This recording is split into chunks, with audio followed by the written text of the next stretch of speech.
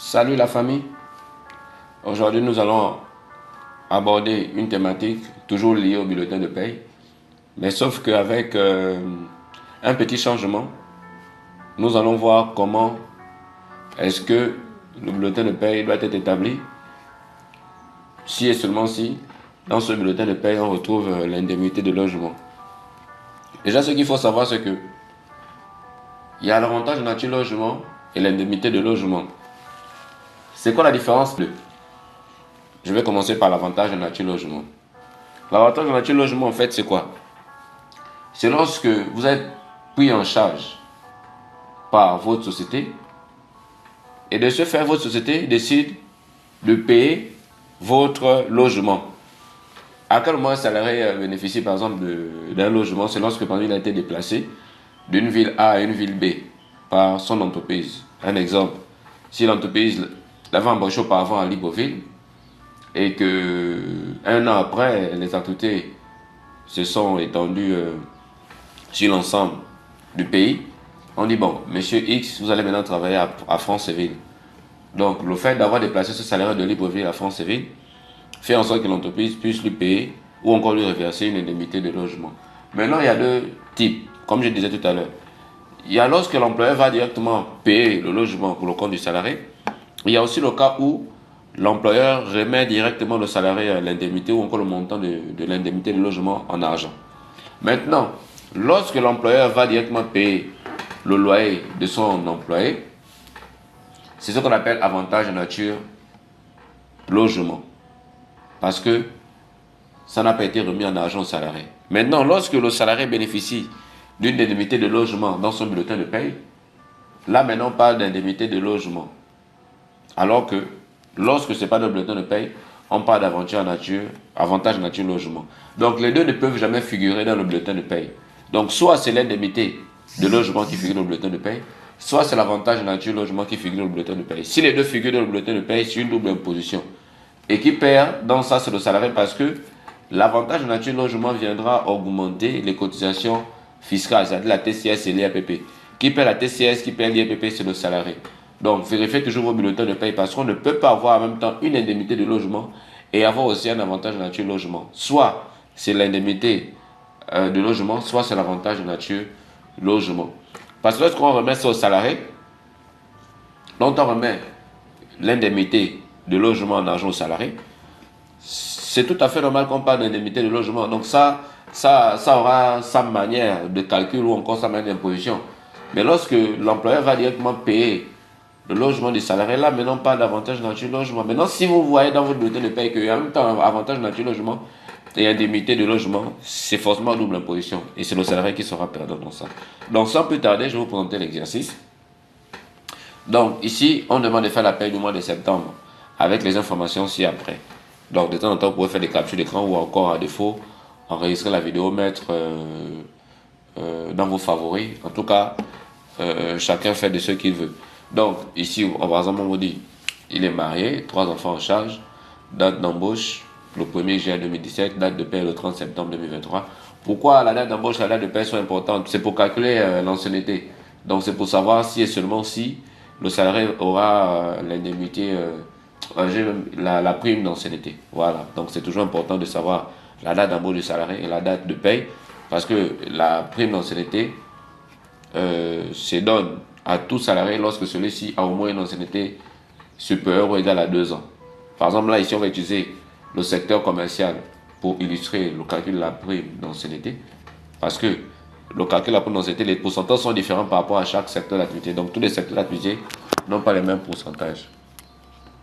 Mais il faut toujours regarder la convention collective de l'entreprise ou du secteur d'activité. Ici, on a un salaire de base sur salaire, indemnité de logement 290 000, responsabilité 250, gaz 12 000, indemnité de transport ici 70 000, prime de panier 52 000 et prime de fonction 100 000. Information complémentaire, on dit le salarié travaille du lundi à samedi, 26 jours travaillent dans le mois et effectue 2 voyages par jour, c'est-à-dire aller-retour. Pourquoi cette précision est importante?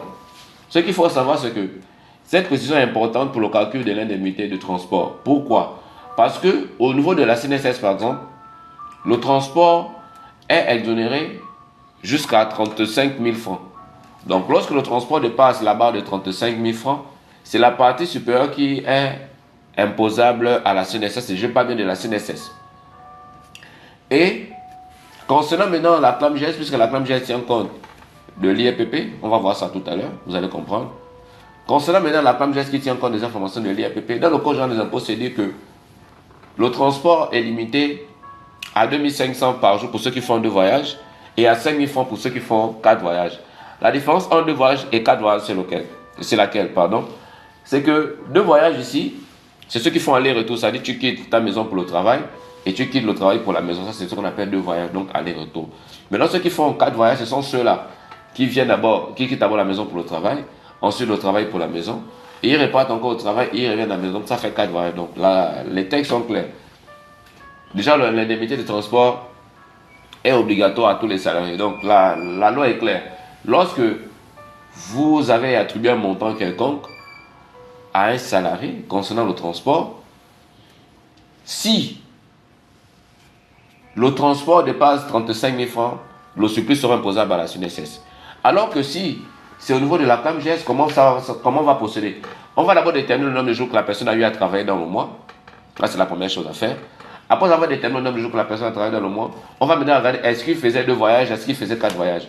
Donc, s'il faisait par exemple 2 voyages, ça fait 2500 par jour travaillé. Donc, on fera quoi maintenant? Donc, une fois dans le nombre de jours travaillés, une fois dans le prix du voyage, on multiplie maintenant le nombre de jours travaillés fois le prix du voyage pour connaître la partie exonérée. La partie exonérée, en fait, c'est quoi? C'est la partie que le montant ne devrait pas dépasser. Si ça dépasse ce montant-là, le surplus devient imposable. Et c'est comme ça que ça se passe avec la partie de la clame GS. Alors que la CNSS, on enlève juste 35 000, le surplus devient imposable. Mais pour la clame GS, on tient compte de tous ces critères-là. Donc, sans plus tarder, on a ici les calculs préliminaires. En fait, les calculs préliminaires, j'appelle ça le brouillon. C'est ce qui me permettra de faire quelques petits calculs avant d'enchaîner. Donc ici, je précise déjà que sur le secteur commercial, il y a un salaire de base de 592 600. Vous voyez ici, type de voyage, 2 voyages par jour, donc 2500 par jour pour 2 voyages. Date d'embauche, le 1er juillet 2017. Date de paie, le 30 septembre 2023. Et ancienneté, au 30 septembre, ça fait 6 ans et 2 mois. Donc 6% pour la prime d'ancienneté. Pourquoi 6%? Parce que selon la convention collective du secteur commercial, on dit lorsque le salarié a 2 ans dans l'entreprise, ça fait 2% pour la prime d'ancienneté. Maintenant, chaque année supérieure à 2 ans, c'est 1%, 1%, 1%. Comme ici, il a 6 ans, puisque 2 ans représentent 2%, donc 3 ans, 3%, 4 ans, 4%, 5 ans, 5%, et 6 ans, 6%. Donc c'est pourquoi pour la prime d'ancienneté, ici, on va utiliser 6%. Pourquoi?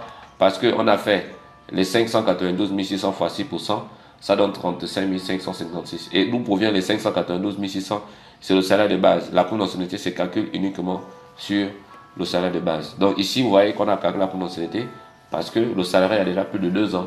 Et ici, il a 6 ans, ce qui fait 6%. Après, on a le transport imposable CNSS. Vous voyez ici, au départ, on disait qu'il y a une indemnité de transport de 70 000. Maintenant, si on veut connaître la partie imposable à la CNSS, on fait juste les 70 000 moins les 35 000, ça donne 35 000 francs qui sont imposables à la CNSS. Comme je vous ai dit tout à l'heure, pour la CNSS, on fait juste la différence entre les 70 000 et les 35 000. Parce que les 35 000, c'est la partie qui est exonérée. Donc la partie qui ne doit pas être prise en compte pour le calcul de la CNSS.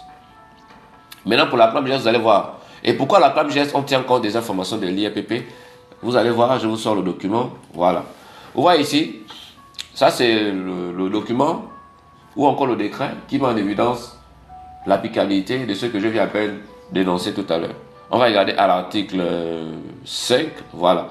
Vous voyez ici à l'article 5, on dit quoi? On dit ici, attendez, je vais agrandir. Voilà. Ici à l'article 5, qu'est-ce qu'on dit? Ici, on dit à l'article 5 que les cotisations des agents publics et des salariés des secteurs parapublics et privés sont assises à la limite du plafond fixé à l'article 6 ci-dessous sur le traitement, le salaire, la pension, l'ensemble des primes, émoluments et indemnités soumis à l'impôt sur le revenu des personnes physiques. Donc ici, on comprend que le calcul de la clame GS tient compte des informations de l'IRPP. Donc c'est la raison pour laquelle, pour le transport au niveau de la clame GS, on fait ce calcul-là. Et lorsqu'on va maintenant dans le code général des impôts, on cherche à partir du transport, là où on mentionne les 2500 et les 5000. Vous allez voir, voilà, c'est ici. Voilà, on voit ici. Ici, l'indemnité de transport versée au travail pour faire face aux frais de déplacement au domicile au lieu du travail. Et vice ça n'est défiscalisé que sur les conditions suivantes. Donc, quand on dit n'est défiscalisé, ça veut dire que n'est pas prise en compte dans les conditions suivantes. Maintenant, si ça dépasse ces conditions-là, c'est le surplus qui devient imposable. Voilà. Donc, c'est ça. Ici, après, on vous dit l'indemnité de transport ne doit pas être versée lorsque l'entreprise assure le transport. Les frais de transport sont remboursés par la société. Le salarié est logé de la concession. Donc, si ces conditions ne sont pas respectées, le salarié a droit à une indemnité de transport. Donc, on revient sur l'exercice. Donc, ici, comme je disais, il a 26 jours travaillés. Et lorsqu'on veut calculer la partie exonérée par rapport aux 26 jours travaillés, on fait 2500 fois 26, ça donne 65 000. Et montant imposable, transport imposable à la CNAMGS, on fera maintenant les 70 000 moins les 65 000, parce que les 65 000 ici représentent la partie exonérée, donc la partie qui n'est pas prise en compte. Et ça veut dire que pour le logement ici, pour la CNAMGS ici, au niveau du transport, on va tenir compte juste de 5 000 francs. Et ici, logement imposable à la CNSS. Comme vous le savez bien ici, pour que le logement soit imposable à l'IAPP ou encore à la CNAMGS, il faudrait que l'indemnité de logement dépasse deux conditions. Soit l'indemnité de logement dépasse 250 000 francs, soit ça dépasse 40% du brut, sans tenir compte du logement. Je vais expliquer. Donc, lorsque vous attribuez l'indemnité de logement à un salarié, vous devez d'abord procéder à deux hypothèses ou encore à deux plafonds. On a un plafond de 250 000 francs par mois et on a un plafond de 40%. Bon, celui de 250 000 francs, il n'y a pas trop de problème parce que c'est déjà fixé. Maintenant, le grand problème, c'est celui de 40%. Comment ça se passe? On a deux manières de calculer le plafond de 40% pour la CNAMGS et pour la TCS et l'IAPP. Pour la CNAMGS, comment ça se passe? Pour la CNAMGS, on fait la somme des primes et des indemnités imposables à la CNAMGS sans tenir compte des primes qui sont visées à l'article 91 bis. L'article du Code du travail visait, on va dire, lorsqu'on lit l'article 91 bis du Code général des impôts, cet article met en évidence les différentes primes et indemnités qui sont exonérées à l'IAPP ou encore, on va dire, à la CNAMGS. Ici, on dit que même si cette prime ou encore même si cette indemnité est imposable à la CNAMGS ou encore à l'IAPP, vous ne devez pas tenir compte de cette prime dans le calcul de 40%. Je reprends l'explication. Par exemple, le transport, tout à l'heure, on a calculé le transport ici, on a dit que c'est imposable à la hauteur de 5 000 francs. Et la question qu'on se pose, c'est que est-ce que pour le calcul de 40% du brut logement, est-ce qu'on va tenir compte de 5 000 francs? Non. Les textes sont clairs. Les textes disent ceci.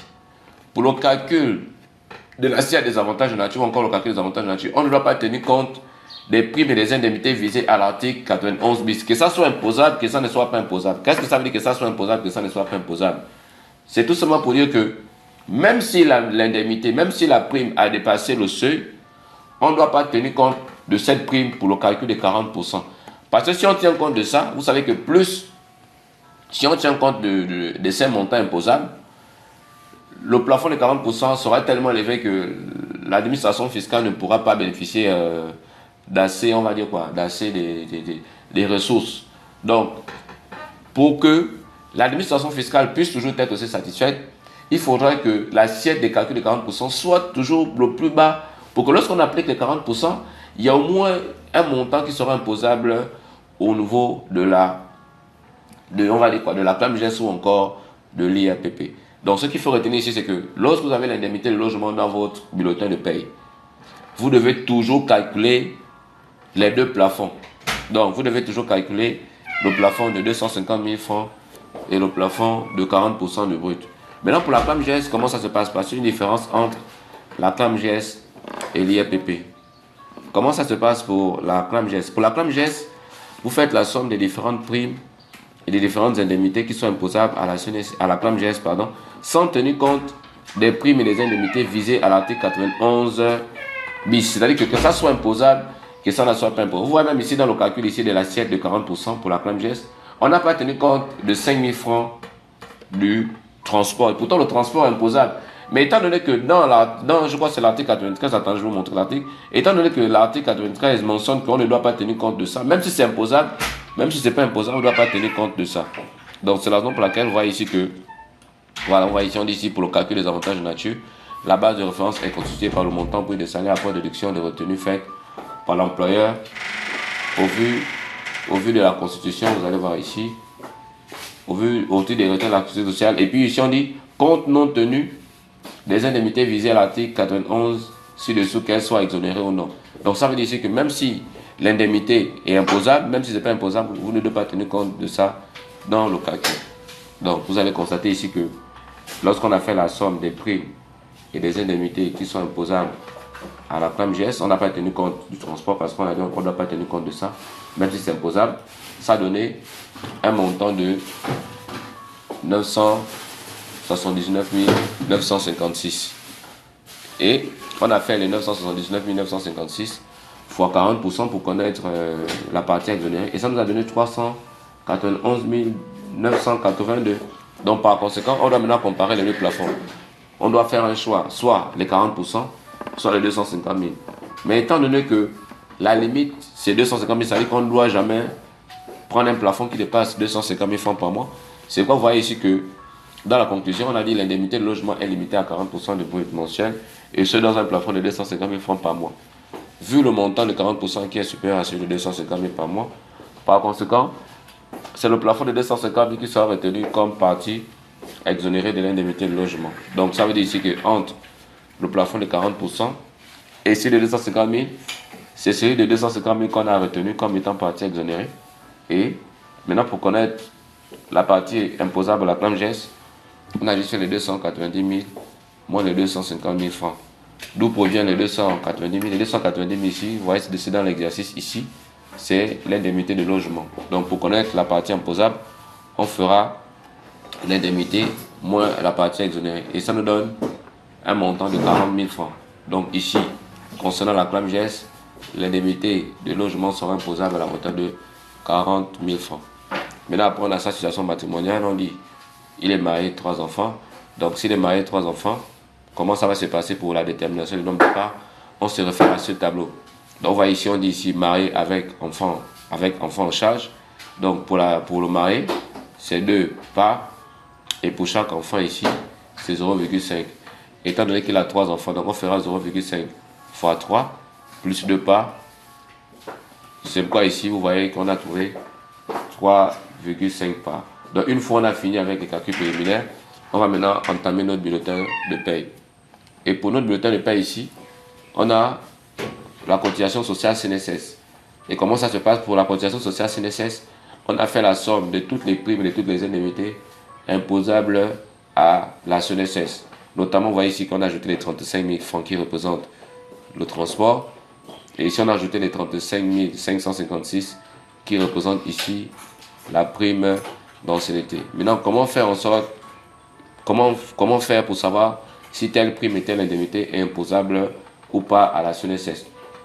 Vous avez ce document, ça c'est le décret, ça c'est l'arrêté qui mentionne les différents éléments imposables et non imposables à la CNSS. Donc c'est ce document-là. Donc on revient sur l'exercice. Je crois que j'avais déjà même fait une vidéo dessus. J'avais listé, si vous regardez bien dans mes anciennes vidéos, vous allez voir qu'il y a une vidéo qui montre les différentes primes, les différentes indemnités qui sont imposables et non imposables à la CNSS. Donc lorsqu'on a fait la somme de toutes les primes et de toutes les indemnités qui sont imposables à la CNSS, ça nous a donné une base CNSS de 1 555 556. Et comme vous savez, la base CNSS est plafonnée à 1 500 000 par mois. Donc on ne doit pas calculer la CNSS sur un montant supérieur à 1 500 000. C'est pour vous allez voir ici que certes on a trouvé une assiette de calcul de 1 555 556, mais la CNSS va être calculée uniquement sur le plafond de 1 500 000. C'est pourquoi on a fait 1 500 000 fois 2,5 ici pour la partie salariale. Ça nous a donné 37 500. Et pour la partie patronale, on a fait 1 500 000 fois 16%, ça nous a donné 240 000 francs. Maintenant pour la cotisation sociale, clame GES, c'est pareil. On a fait la somme de toutes les primes, de toutes les indemnités qui sont imposables à la clame GES, donc notamment le salaire de base, le sous-salaire. Ici, les 40 000 ici représentent l'indemnité de logement qu'on a déterminé tout à l'heure. Les 12 000 ici représentent l'indemnité de gaz. Les 5 000 ici représentent l'indemnité de transport. Les 100 000 francs ici représentent la prime de fonction. Et les 35 000 ici représentent 35 556 représentent la prime d'ancienneté. Donc lorsqu'on a fait la somme de toutes ces primes, de toutes ces indemnités, on a trouvé une base clame GES de 1 25 556 francs. Et on a appliqué les 2% parce que le salarié son pourcentage c'est 2% et l'employeur c'est 4,1%. Et donc, voici comment on a fait pour déterminer la cotisation sociale ClamGS. Maintenant, concernant la TCS. Concernant la TCS, on va se servir des informations de la ClamGS. Pourquoi les informations de la ClamGS? Parce que la TCS et la ClamGS tiennent compte des informations de l'IAPP. Et si la ClamGS et la TCS tiennent compte des informations de l'IAPP, étant donné qu'on a déjà fait le point des primes et des indemnités imposables à la ClamGS, donc c'est plus facile pour nous de connaître aussi les primes et les indemnités imposables à la TCS, parce que la TCS, la ClamGS et l'IAPP ont les mêmes primes et mêmes indemnités imposables. Donc, comme vous voyez ici, on décide de déterminer d'abord le montant intégré dans le CD calcul pour l'indemnité logement. Donc, ici aussi, pour la partie fiscale, comme je vous ai dit tout à l'heure, on doit aussi déterminer le logement qui sera imposable à la TCS ou encore à l'IAPP. Parce que pour la ClamGS, c'est différent. Pour la ClamGS, on fait juste la somme de toutes les primes et toutes les indemnités qui sont imposables à la ClamGS. On applique 40% et on compare entre le plafond de 250 000 et le 40% qui est favorable. Alors que pour la partie fiscale, certes, on fait d'abord la somme de toutes les primes et de toutes les indemnités qui sont imposables à la TCS ou encore à l'IAPP. Mais dans cette somme, on doit encore retirer le montant de la CNSS salariale et le montant de la ClamGS salariale. Maintenant, ce qui reste là, c'est sur ce montant maintenant qu'on applique les 40% pour connaître le plafond de 40%. Et une fois dans le plafond de 40%, on compare maintenant les deux plafonds. On regarde, est-ce que c'est 250 000 qu'on retient ou c'est les 40% qu'on retient. Et c'est ce qu'on mentionne ici. On dit pour le calcul des avantages de nature, la base de référence est constituée par le montant brut du salaire après déduction. Donc, quand on a le montant brut du salaire, c'est-à-dire c'est la somme de toutes les primes et de toutes les indemnités imposables à la TCS et à l'IAPP. Et on dit après déduction des retenues. Donc, ça veut dire que après avoir fait la somme de toutes ces primes et toutes ces indemnités qui sont imposables à l'IAPP ou à la TCS, vous devez enlever la CNSS du salarié et la ClamGS du salarié. Donc, ce qui reste là, c'est ce montant qui constitue la base de calcul de 40%. Et on dit ici que, comme tout à l'heure, on dit compte non tenu des indemnités visées à l'article 91 bis du Code général des impôts. Donc, c'est pour dire que dans l'assiette des calculs de la TCS et des PP pour le traitement de l'indemnité logement, vous ne devez pas tenir compte des mêmes articles qu'on a, en fait, des mêmes primes et des mêmes indemnités qu'on n'a pas pris en compte pour le calcul de la ClamGS ici. Donc, on voit ici, on a repris les mêmes primes et les mêmes indemnités qui sont imposables à la ClamGS, mais la seule différence, c'est qu'on a soustrait de la CNSS et de la ClamGS. Donc, les 37 500 représentent le montant en CNSS salarial et les 20 500 représentent le montant ClamGS salarial. Et lorsque on a fait ce calcul, on est tombé à 922 545 comme assiette pour les 40% au niveau de la TCS et de l'IAPP. Et lorsqu'on fait les 922 545 fois 40%, ça donne 369,18 €. Ça, c'est les 40%.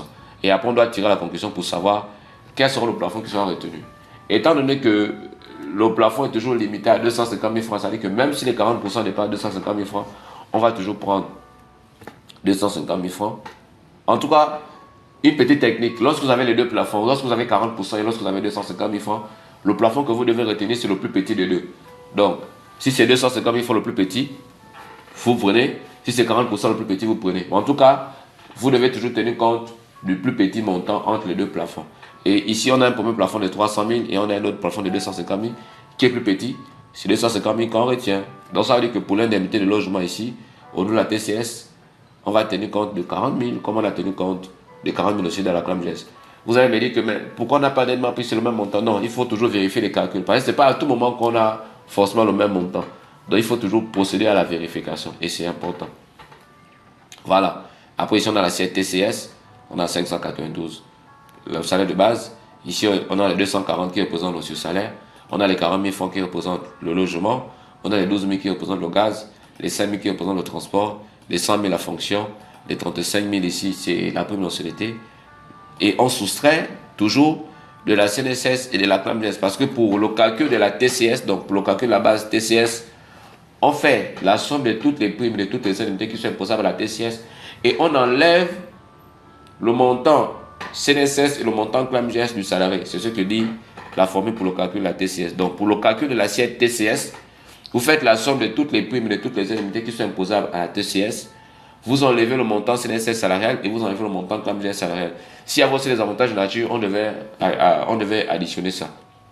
Donc je ferai une autre vidéo la prochaine fois, voir maintenant comment faire un bulletin de paie avec les avantages de nature lorsque l'employeur décide par exemple de prendre en charge certaines charges du salarié.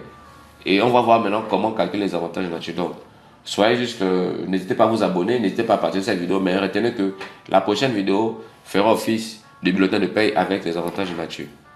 Voilà, maintenant ici, une fois dans l'assiette de la TCS, on a maintenant déterminé le montant de la TCS. Et la TCS ici, c'est calcul lorsque le salaire est supérieur ou encore lorsque l'assiette est supérieure à 150 000 francs. Donc, si vous faites un calcul au niveau de l'assiette TCS, vous constatez que l'assiette est inférieure à 150 000 francs, donc pas de TCS. Pour que la TCS soit calculée, il faudrait que l'assiette de calcul de la TCS dépasse le montant de 150 000 francs. Parce que le montant compris, l'assiette comprise entre 0 et 150 000 francs au niveau de la TCS, c'est exonéré de TCTS. Pour que l'assiette, ou encore pour qu'on puisse calculer la TCS sur une assiette, il faudrait que cette assiette dépasse le montant de 150 000 francs. Et c'est pourquoi on a fait le 967 000 ici, moins 150 000 francs, fois 5%, ça donne une TCS de 40 877. Maintenant, on va au niveau de l'IRPP. Juste une petite parenthèse au niveau de l'IRPP. Donc, lorsque un couple, qu'il soit célibataire ou qu'il soit marié, ont des enfants et les deux travaillent, la prise en charge des enfants, c'est l'homme. C'est chez l'homme. C'est un exemple très simple. Si monsieur et madame ont par exemple 2 enfants en charge, la femme travaille et l'homme travaille. Dans le bulletin de paie de l'homme, on mettra marié par exemple 2 enfants, mais chez la femme, on mettra juste marié, pas d'enfants. Pourquoi? Parce que la prise en charge, c'est soit l'homme, soit la femme. Maintenant, l'IRPP se calcule chez les 2 personnes. Maintenant, en fin d'année, on va faire la régule. C'est-à-dire qu'on va maintenant calculer l'IRPP annuel et on va déjà voir ce que les deux ont versé. On va voir est-ce que c'est supérieur à ce qu'ils devraient normalement payer. Si c'est supérieur, la déduction fiscale rembourse. Maintenant, si c'est inférieur, c'est le couple qui paye, on appelle ça comment? Qui paye le reliquat. Même pour les personnes qui sont célibataires, c'est pareil. Si ces personnes ont des enfants et ces personnes travaillent, pas forcément pour la même entreprise, soit c'est chez la femme qu'on met les enfants en charge, soit c'est chez l'homme qu'on met les enfants en charge. Maintenant, après, il y a aussi les cas exceptionnels où, par exemple, la femme a ses enfants avant qu'elle ne puisse rencontrer son époux. Si l'époux a reconnu les enfants, ça veut dire que ces enfants seront pris en charge dans le bulletin de paie de l'homme, mais pas chez la femme. Maintenant, si l'époux n'a pas reconnu les enfants, pour le bulletin de paie de l'homme, on n'aura que les enfants que les deux ont en commun. Maintenant, pour le bulletin de paie de la femme, on aura juste les enfants que l'homme n'a pas pris en compte. Mais retenez que homme marié, femme mariée, les deux payent toujours l'IRPP. Maintenant, lorsqu'ils ont des enfants, c'est une seule personne qui choisit. Donc, soit la prise en charge des enfants se fait chez l'homme, soit la prise en charge des enfants se fait chez la femme. Mais c'est toujours un choix. Même lorsqu'il y a séparation de biens, chacun fait sa déclaration à part. Maintenant, s'ils ont les enfants en commun, ils décident, si par exemple ils ont 3 enfants en commun, l'homme peut dire, moi je prends 2 enfants, la femme peut dire, je prends 1, ou vice-versa. Mais retenons juste que la prise en charge des enfants ne peut pas se faire chez les deux. S'ils ont 2 enfants, on ne peut pas avoir chez la femme marié 2 enfants et chez l'homme marié 2 enfants. Même célibataire 2 enfants, célibataire ou célibataire 2 enfants, non. Soit chez l'homme on voit célibataire 2 enfants en charge, chez la femme on voit célibataire pas d'enfants en charge. Donc c'était juste pour une parenthèse. Ici on a l'assiette IRPP. Pour calculer l'assiette IRPP c'est très simple. On prend la base TCTS et on soustrait du montant de la TCTS. Donc ici la base TCS donne 967 545 et le montant donne 40 877. Donc lorsqu'on fait la différence, ça nous donne 926 666. Et après on doit maintenant déterminer le quotient. Le quotient ici c'est l'assiette IRPP fois 80% divisé par le nombre de parts. Donc ici, le nombre de parts qu'on a trouvé récemment c'était 3,5 et l'assiette IRPP c'est 926. Ça nous donne un quotient de 211 809. Une fois dans le quotient, on vient maintenant regarder dans cette tranche-là. Dans ce tableau, on regarde maintenant. Le quotient se trouve dans quel intervalle? Ici, on a dit que ça donnait 211 809. Donc, si ça donne 211 809, ça dit que le quotient ici, c'est tout dans l'intervalle allant de 160 à 160 001 à 225. Et la formule qu'on doit appliquer, c'est le quotient fois 10% moins 14 250. Donc ici, K dépend du quotient. Et on a trouvé le quotient ici, qui fait partie de cette tranche-là. Et lorsqu'on revient dans notre exercice, on voit bien que ce qu'on explique ici, le quotient est compris dans la tranche allant de 160 001 à 225 000, alors K est égal au quotient fois 10% moins 14 250. Et ce qui donne 6 930. Et maintenant, pour déterminer l'IRPP, c'est tout simplement ce qu'on a trouvé à K et on multiplie par le nombre de parts et ça donne un IRPP de 24 258. Et une fois on a déterminé l'IRPP, on détermine le FNH et la CFP. Les 1 500 000 sortent d'où? Pour le calcul du FNH, comme vous le savez, le FNH, la CFP, la CRAM et la CNSS ont les mêmes bases de calcul et ont les mêmes plafonds. Donc les mêmes primes et les mêmes indemnités imposables à la CNSS sont les mêmes primes et indemnités imposables au FNH et à la CFP. Ce qui diffère le FNH, la CFP et la CNSS sont les pourcentages. Le FNH, son pourcentage c'est 2% et la CFP, son pourcentage c'est 0,5%. Donc le FNH et la CFP sont des cotisations patronales, c'est-à-dire qui sont payées par l'employeur. L'IAPP, c'est une cotisation salariale donc payée par le salarié.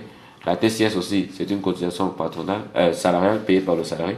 Maintenant, la CNSS, c'est la première, on a un côté salarial et un côté patronal.